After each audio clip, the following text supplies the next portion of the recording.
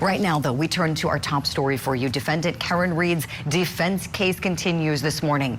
The taillight timeline and the dog bite defense that they're putting on were the big focus on Tuesday. The defense calling police officer Nicholas Barros, who assisted state police in seizing Karen Reed's SUV the day that John O'Keefe was found dead in the snow.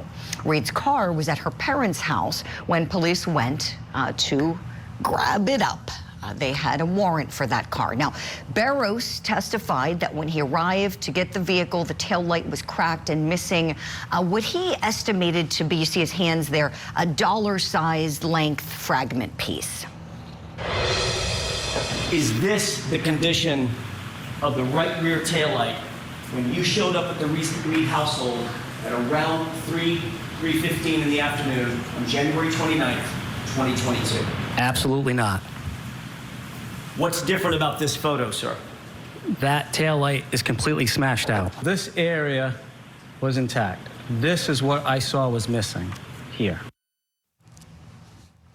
All right, so before Barros took the stand, we got to back the truck up, my friends, and talk about this lady, the defense's dog bite expert. First time ever testifying as an expert in this case, the case against defendant Karen Reed. Special Prosecutor Hank Brennan was very good at cross-examining her. Let's take a listen to some of that.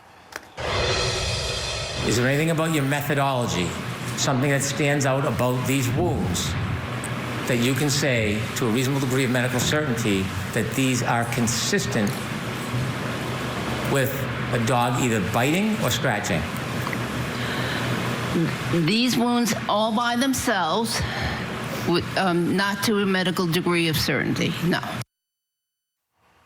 Okay, so did a dog bite Officer John O'Keefe? Well, we've got our own dog bite expert on the show. You know him and love him. Lieutenant Mike Gould is back with us this morning, and we're so honored to have former United States Attorney William Ehlenfeld. He's a heavy hitter in the private sector, now doing criminal defense work. He's also been a state-level prosecutor as well. William and Lieutenant, good morning to you both. All right, Lieutenant, I want to start with you, and for anybody who hasn't seen you on with us before, you are qualified in both state and federal court as a dog bite expert. You are the owner and founder of Houndstown USA. You've been a commander of the K-9 unit. That's when you retired at the Nassau County Police Department in New York. So you've got tons and tons and tons of experience. What do you think of Dr. Marie Russell's conclusion that this was a dog bite? Yeah, so Julie, very frankly, I don't think she was qualified to be there in the first place, honestly.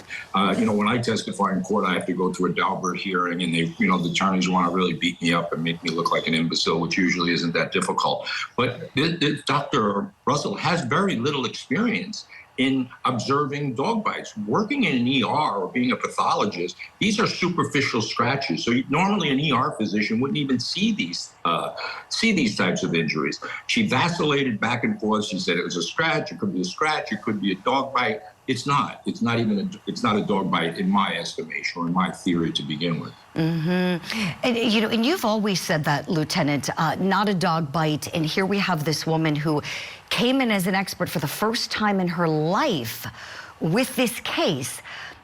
William, I want to turn to you with the storytelling aspect of this, please. You're really a master storyteller and so seasoned with trial advocacy work. We know that the Commonwealth in this trial did something very different than in trial one. They called in a brilliant accident reconstructionist who did a demo. For anybody who missed it, we've got a clip. I want to play it now, and William, we'll talk on the other side about what the jury may be thinking after seeing this and then hearing about a dog. I did this at very low speeds, and you'll see, and we'll throw this from two different angles. That's me showing I'm doing test 2.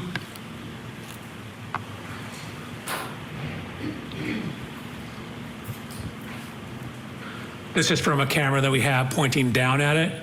This is the speed. You'll see it's only about a 2-mile-an-hour impact, but even a 2-mile-an-hour impact redirects me back and causes me to rotate and take a step.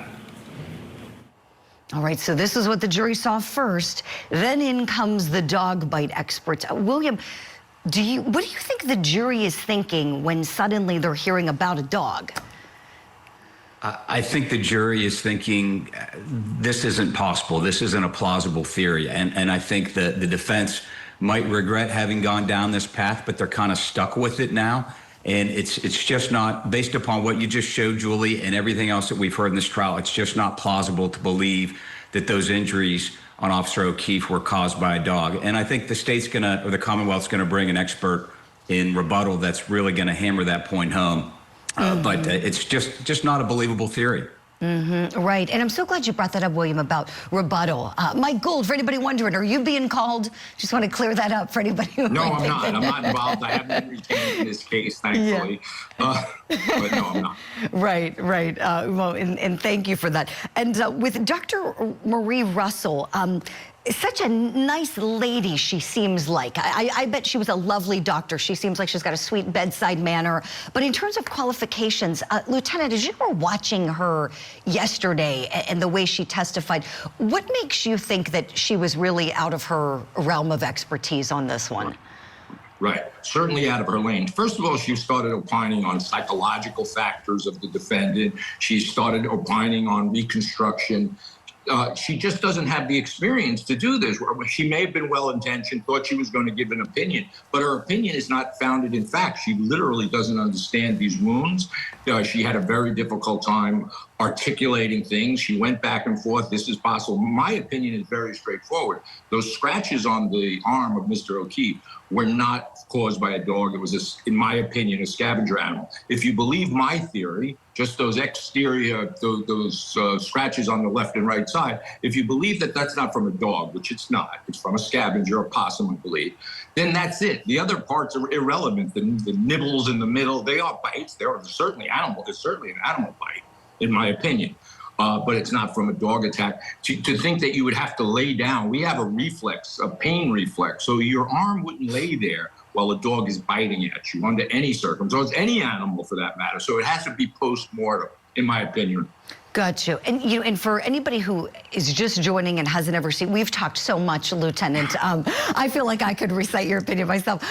So to be very clear, and I don't want to put words in your mouth, so tell me if I'm wrong here. You have always believed that she hit him, this was an accident with the car, and that the possum came later when he was laying there bleeding. Am I correct? Right. I think there was contact made. I think that there was some contact made. Was it intentional murder? No, I don't. And I think this happened. However, Mr. O'Keefe ended up on the front lawn where I laid at nighttime. I understand the crime scene very well. And it's a plausible explanation. This is when possums feed 11, 12, 1 o'clock in the morning. They come out from the trees where they're hiding and they start looking for food, especially in the winter. They're heading towards garbage cans. They came across Mr. O'Keefe. They investigate by using their claws to see if there's movement. If there's no movement, they start feeding on him. So my opinion has never wavered. It's the same deja vu all over again. Got you. And I appreciate it, Lieutenant. So here we have a situation where there's been no evidence, as you both know, that John O'Keefe ever encountered a dog. We know there's no dog DNA on his clothing. There's no testimony from a soul who says a dog was anywhere near him. There's no testimony from anybody that says he ever went in the house. This is a story the defense team has been telling outside of the courthouse, but hasn't been able to establish it in the courtroom. William, asking you please to look at this from a defense perspective. Is there a better way you could think of for them to refute what the Commonwealth did by not using a dog bite expert? Essentially, how might be a better way to go about this defense in your view? So I really think that they should have stayed away from this. As you said, Julie, they're talking a lot about it outside of the courthouse. It's very difficult inside the courtroom to try to support this theory. I think a better way would have been to focus on what Karen Reed was doing that night. The fact that try to distance themselves from all these statements she's made, which makes it very difficult, and try to show that this was something that she had no involvement with. It's just a difficult case. They've picked a theory that I think is going to be hard to support in the end, and I think they're in serious trouble. The only good thing that's happened so far has been the testimony from the officer yesterday, and even that is not going to be enough. Yeah, I would love to ask you about that, please, William. Thank you. So they brought on this officer, so polite, seems like such a nice officer. He had such a nice way about him on the stand. And what do you think, William? Did that move the ball for the defense? They're trying to claim that evidence was tampered with. We don't have any evidence of that. Does what he said and remembering it being a smaller missing piece move the ball forward for their theory?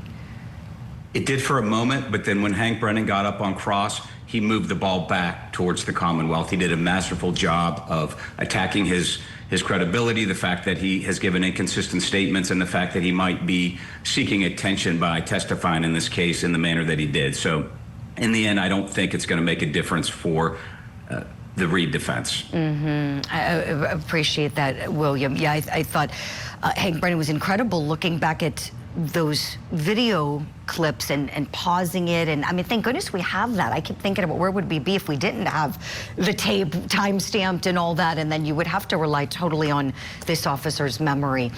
Great conversation with you both. We're not done talking about this case. It continues this morning here on Court TV. William Ehlenfeld's coming with us. Lieutenant Mike Gould, we got to say goodbye and thank you to you for weighing in on the dog bite debate. We'll see you soon.